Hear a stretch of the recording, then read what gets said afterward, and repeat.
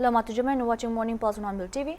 Prime Minister Narendra Modi has said that the Samrat Samprati Museum stands as a symbol of India's rich and glorious heritage, representing the legacy of crores of Indians.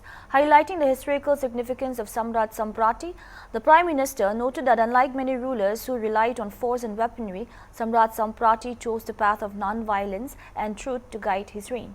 He further added that the museum has been thoughtfully designed to reflect and showcase the identity of a magnificent India, offering visitors a glimpse into the nation's proud culture and historical legacy. जब हम अनादि ज्ञान को नई पीढ़ी तक पहुंचाने के लिए इनोवेशन करते हैं, नयापन लाते हैं, तो इससे हमारी विरासत भी समृद्ध होती है और आने वाले कल को भी प्रेरणा मिलती है। सम्राट संप्रति संग्रहालय ये भारत के कोटि कोटि लोगों की धरोहर है। ये भारत के गौरवशाली अतीत की धरोहर है। मैं इसके लिए सभी देशवासियों को बहुत बहुत बधाई देता हूं। साथियों, सम्राट संप्रति ये केवल एक ऐतिहासिक राजा का नाम नहीं है। सम्राट संप्रति एक ऐसे सेतु है जो भारत के दर्शन और व्यवहार को जोड़ते हैं, क्योंकि जब हम इतिहास में झांकते हैं तो हम देखते हैं कि दुनिया की कई सभ्यताओं में महान विचारकों और दार्शनिकों ने जन्म लिया।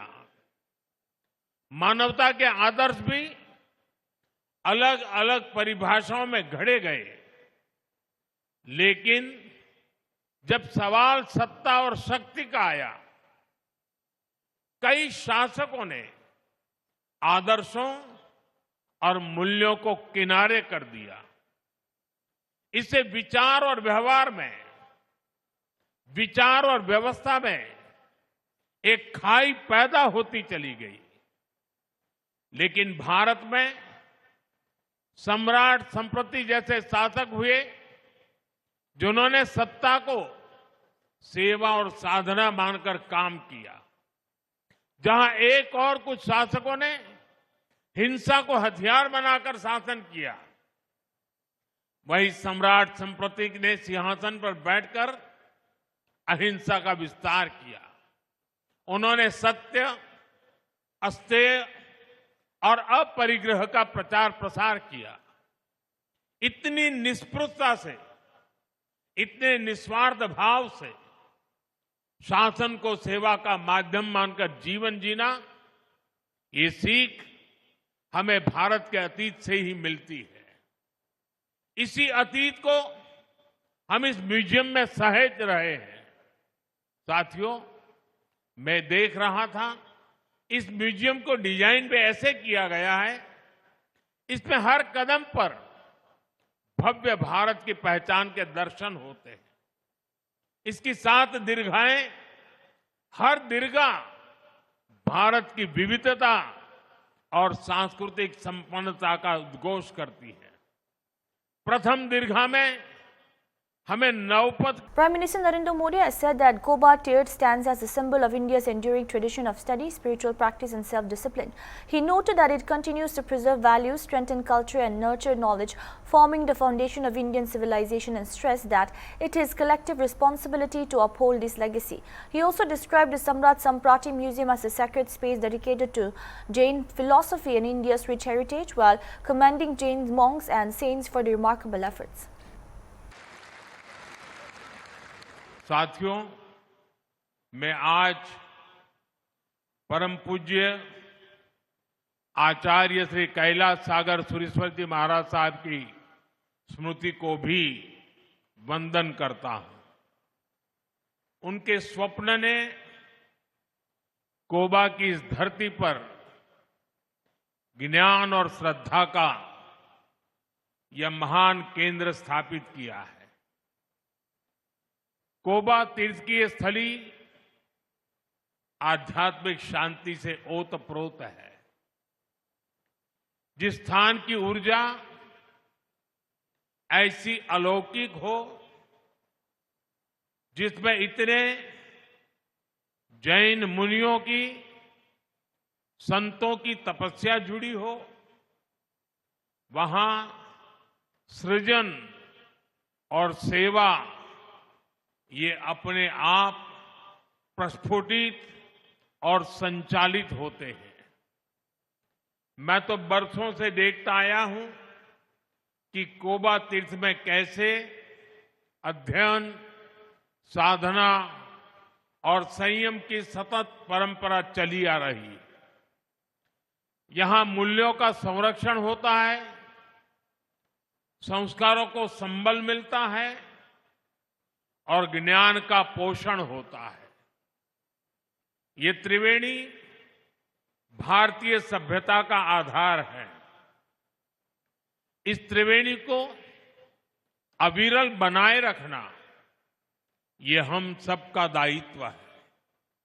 साथियों, मुझे खुशी है कि हजारों वर्ष की भारतीय विरासत, जैन धर्म का समयातीत ज्ञान, हमारी धरोहरें और उनसे मिलने वाली प्रेरणाएं उन्हें आने वाली सदियों तक अमर बनाने के लिए, उन्हें नए और आधुनिक रूप में अगली पीढ़ी तक पहुंचाने के लिए हमारे संतों ने इस जैन हेरिटेज म्यूजियम की संकल्पना की। आज वो संकल्पना एक भव्य रूप में साकार हो रही है।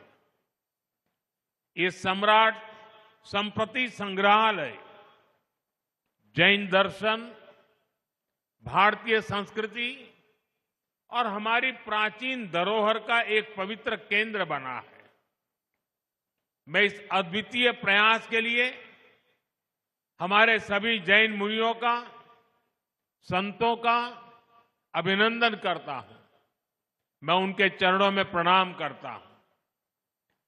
ऐसे हजारों निष्ठावान लोग जिन्होंने इस कार्य में असीम योगदान दिया, मैं उन सभी की भी सराहना करता हूं। Congress leader Udit Raj has reacted to the Union Home Minister's remarks on Naxalism, alleging that the government is not focused on the welfare of tribal communities. He claimed that the roots of Naxalism lies in resistance against atrocities on women and disputes over land. Udit Raj further stated that many Naxal leaders were not tribals and urged those involved in the movement to return to the mainstream. He suggested that providing government jobs to households could be a key step in addressing the issue.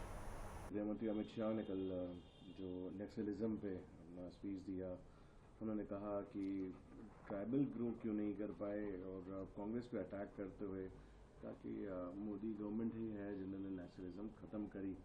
बोले कि नक्सलिज्म अब एक आखिरी अपनी सांसें गिन रहा है और नरेंद्र मोदी जी के अंडर इसको वाइप आउट कर दिया जाएगा। कैसे देखते हैं सर जिस तरीके से अमित शाह के कल की स्पीच है? देखिए, आदिवासियों का कोई भला नहीं करना चाहते। ये अगर जोड़ के देखते हैं कि नक्सलवाद ख़त्म करके आदिवासी का कल्याण करेंगे, तो इनके उद्देश्य में बिल्कुल नहीं है। उनको दो बातें हैं, सांस्कृतिक रूप से, धार्मिक रूप से आदिवासी हिंदू समाज से दूर थे, तो उनको उनका हिंदूकरण करेंगे और अपना राजनीतिक और धार्मिक बेस को बढ़ाएंगे। मुख्य इनका एजेंडा वही है। दूसरा कि कौन सा लाभ ये दे रहे हैं। नक्सलाइट कब पैदा हुए? सामंतवाद के समय में उनके जंगल जमीन पर हमले होते थे, उनकी माँ बहनों पर अत्याचार होते थे और जो नक्सलाइट के लीडर थे वो आदिवासी नहीं थे, मूलतः अपर कास्ट के लोग थे। तो उस शोषण से बचने के लिए उन्होंने हथियारबंद रास्ता अपनाया था, लेकिन हथियारबंद रास्ता आधुनिक युग में संभव नहीं। उनको हथियारबंद रास्ता को छोड़ करके, मैं भी अपील करता हूँ, छोड़ करके मुख्य धारा में आना चाहिए, लोकतांत्रिक प्रक्रिया में भाग लेना चाहिए, चुनाव जीत के आए, सरकार बनाएं, MP MLA बने और अपने बच्चों को पढ़ाएं लिखाएं।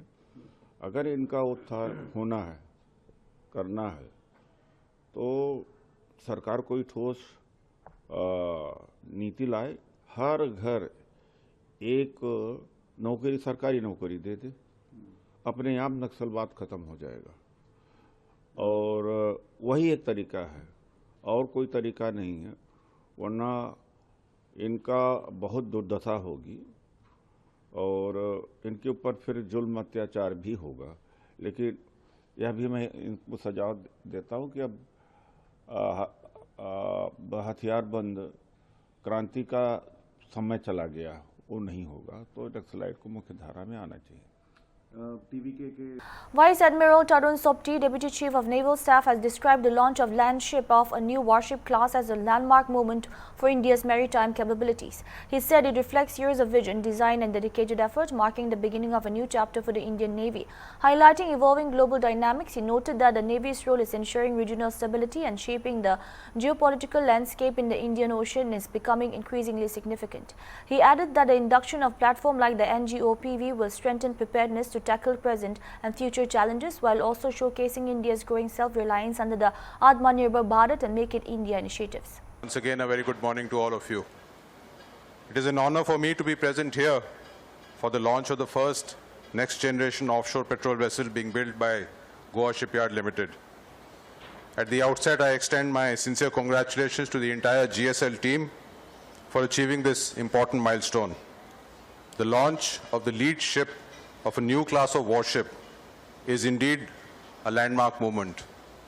It represents the culmination of the vision, exhaustive design, and dedicated efforts and marks the beginning of a new chapter in our maritime capability. The successful launch of this ship is a testament to the professionalism and dedication of all those involved in its construction. Shipbuilding of this nature requires precision, coordination, and sustained commitment. Today's event, therefore, is not merely a launch, but laying the foundation of a new generation of platforms that will serve the Indian Navy for many years to come. India's identity as a maritime nation is defined by its geography and its history. With a vast coastline, numerous island territories in both the Arabian Sea and the Bay of Bengal, and an extensive exclusive economic zone, our maritime domain is both a source of responsibility and of opportunity. The seas around us carry the lifelines of trade, energy, and connectivity.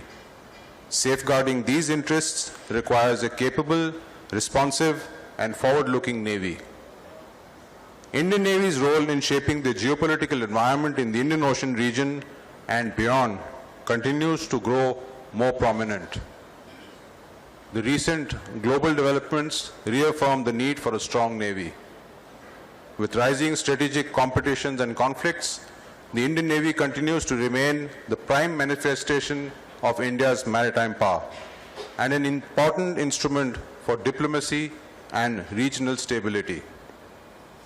As global powers endeavor to assert themselves in the Indian Ocean region, the Indian Navy needs to retain the stature of being the preferred security partner against maritime threats and also the first responder so that we can ensure maritime security in this region and prevent inimical forces from establishing their presence here.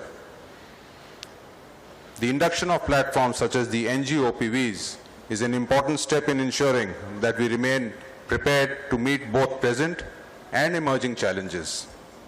The 11 ships in this series would also serve as valuable assets in protecting our coastal borders, enhancing diplomatic relations, and provide assistance during out-of-area contingencies.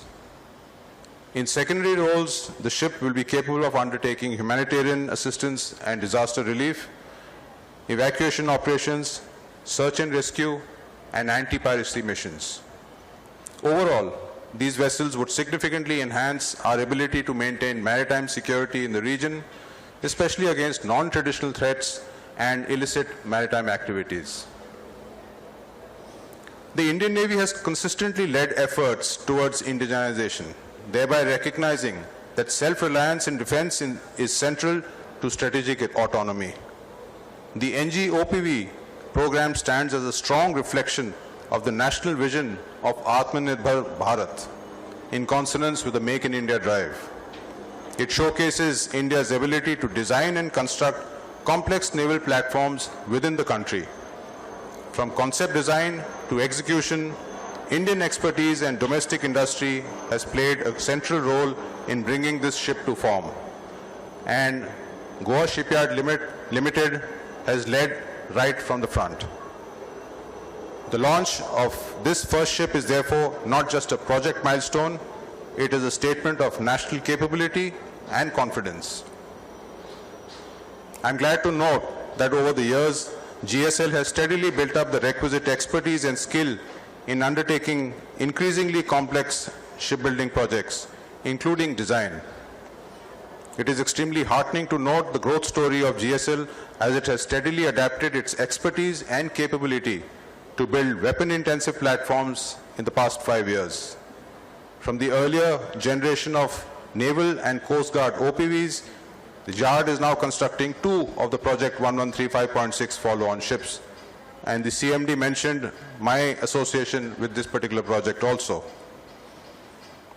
The nation keenly awaits deliveries of Triput and Tavasya from GSL's anvil, which I am told are progressing as per schedule in close collaboration with all partners. No doubt, GSL has emerged as an important jewel in the crown of defense shipyards. I would like to mention that launch of a ship, though a vital cardinal, is also the beginning of a chapter when the ship enters her natural domain in a float condition. This is where machinery integration, powering of all equipment and trial sorties would begin. I am confident that not only this ship, but all iron projects under execution by GSL will meet the Indian Navy's expectations in terms of quality, performance, and capability. We eagerly look forward to the delivery and commissioning of the first ship in the coming months. So once again, my heartiest congratulations to GSL Shipyard, industry partners, and the Indian Navy for today's achievement. Wishing everyone all the very best and continued success for this project. Thank you. Samna Varuna. Jai Hind. State BJP President Rajiv Chandrasekhar has hit out at Congress MP Rahul Gandhi over his remarks on the BJP. He accused Rahul Gandhi of misleading the public and asserted that a BJP NDA has consistently stood by the fate of Sabarimala devotees. Chan also alleged that Congress had supported the disruption of rituals at Sabarimala in 2018 and 19 and raised questions over recent developments linked to the temple, claiming people are aware of what he termed as political double standards. He is still saying that BJP don't want to deal with these types of politics and ethics. Now, how do I react to Rahul Gandhi saying yet another lie? I don't know. I mean, he's a world record holder for talking lies. He's a world record holder in terms of a political leader trying to fool the people that he is supposed to serve. Or he is totally ignorant. Rahul Gandhi either has not been briefed or has been briefed and therefore he is lying. The BJP NDA's Nilabad position on Sabarimala is very clear and has been very clear from 2018. That the only political party that is sincerely and transparently committed to protecting the faith of all the Vishwasis in Kerala is the BJP NDA.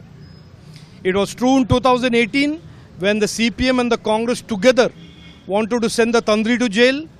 CPM and Congress together wanted to send the BJP state president who was fighting the CPM to jail. It was the CPM and the Congress together who supported women's entry into Sabarimala. Let us be very, very clear.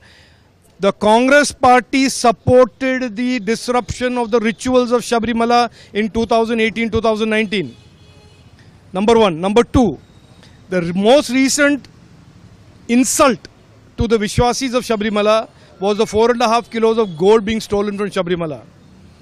Who is the main accused? Unnikrishnan Potti. Who is the Unnikrishnan Potti going and meeting 5 times, 6 times in the last 3-4 years? Sonia Gandhi. Why? What is Sonia Gandhi got to do with Sabrimala and Patnamthitta district? So the Congress party, whenever they have something to hide, they think it is a very clever strategy to go on the front foot and try and create a new story and a new narrative. It will not work. It may work in Telangana. Malayalis are smart. Malayalis are intelligent. Malayalis know what the truth is. Malayalis will never believe this airdropped ex-MP coming here and trying to lie to them. 100% I can tell you, this is Congress's desperation. They know they are not going anywhere with their election. 40 seats is where they are stuck, out of which 25 is Indian Union Muslim League. They are going nowhere because the people have seen through their double standard, hypocritical, corrupt politics that revolves, almost centered and revolves completely around Jamaat-e-Islami supporting them. So the last Lok Sabha, this Sabrimala issue has been favored UDF, that we all know, it's a fact as well. So do you think it's... No. Sabrimala issue did not favor UDF. This is again a misunderstanding and a misreading. The local body elections, the election went against the LDF. It is a collapse of the LDF. The collapse of the LDF favored the opposition party because in most local body elections, local bodies, the Congress party was the opposition party. That is all. And that is why the Congress party thought that they were going to get 100 seats in the assembly election. I will give you a guarantee today that they will not cross 40 seats. No, this is... BJP MP Damodar Agarwal has said that Naxalite activity in India dates back to around 1970, linking it to the rise of political developments of the period. He added that since 2014, the government led by Narendra Modi has implemented a long-term strategy to curb Naxalism. Agarwal claimed that thousands of Naxalite cadres have either surrendered or are in custody and referred to Home Minister Amit Shah's recent statement in Parliament asserting that the government has largely succeeded in ending Naxalism. He also said that the public feels reassured by these developments. Bharat में naxalite activity की शुरुआत 70 के आसपास हुई, 1970। उस समय इंदिरा जी ने अपनी पसंद का राष्ट्रपति बनाने के लिए कांग्रेस से बगावत करके कॉमरेडों के सहयोग से, कम्युनिस्टों के सहयोग से अपनी सरकार को आगे बढ़ाया और उसके कारण कॉमरेड विचारधारा को, नक्सल विचारधारा को भारत में जगह मिली। धीरे धीरे कांग्रेस की शह से और सरकार में भागीदारी करते हुए नक्सलियों ने नक्सलवाड़ी से लेकर बस्तर तक और फिर धीरे धीरे देश के 17% भूभाग के 12 करोड़ लोगों को, जो अपने वनवासी लोग हैं, आदिवासी लोग हैं, उनको अपने जाल में फंसाया और भयंकर आतंक कायम किया। एक बड़ी चुनौती थी, लेकिन जब 2014 में मोदी सरकार आई तो उन्होंने एक दीर्घकालीन योजना नक्सलवाद को समाप्त करने की बनाई। श्री नरेंद्र मोदी के नेतृत्व में एवं देश के यशस्वी गृह मंत्री श्री अमित शाह के सख्त निर्देशों के कारण धीरे धीरे नक्सलवाद पर शिकंजा कसा गया और सरकार ने घोषणा की थी कि हम 31 मार्च 2026 तक नक्सलवाद का समूल नाश कर देंगे। लगभग 8000 नक्सलाइट एक्टिविटीज मतलब आतंकवादी एक्टिविस्ट लोग थे। उनमें से लगभग 4500 लोगों ने सरकार की समझाइश से आत्मसमर्पण किया और लगभग 2000 लोग अंडर ट्रायल जेलों के अंदर हैं और 700 से 800 नक्सलियों ने, जिन्होंने मुठभेड़ करना उचित समझा, वो लोग मुठभेड़ में मारे गए। कल माननीय गृह मंत्री ने सदन को यह बताते हुए जानकारी दी कि एक तरह से भारत में नक्सलवाद का समूल नाश मोदी सरकार कर चुकी है। ये एक बहुत बड़ी उपलब्धि है और सदन में जब चर्चा हुई तो ये भी तथ्य सामने आए कि कांग्रेस ने, इंदिरा जी ने और अब राहुल बाबा ने खास तौर से नक्सलाइट के साथ मिलकर इनको ताकत दी है और इसलिए कांग्रेस का अब तक का जो एटीट्यूड नक्सल के प्रति रहा वो भी बेनकाब हुआ। आज सदन में इस बात की घोषणा से आम जन राहत महसूस करता है और अब उस 12 करोड़ वनवासी अंचल में विकास के लिए जो सरकार ने काम किए उसकी भी सारी जानकारी अमित शाह जी ने दी और आज देश की प्रगति के साथ कदम ताल मिलाता हुआ एक जमाने का naxalite area. That's all we have for now. Keep watching Hornbill TV.